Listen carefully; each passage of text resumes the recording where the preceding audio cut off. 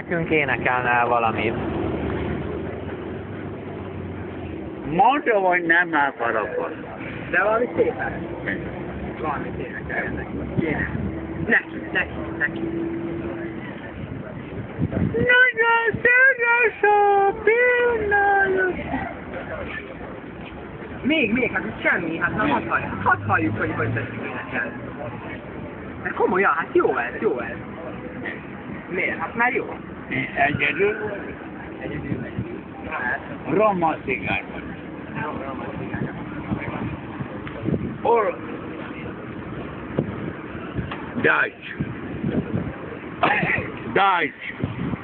Még egy kör éneklést, aztán végre hagyjuk a bácsit. Egy éneklést. Mondja, hogy nem az a vágy. Operába jár.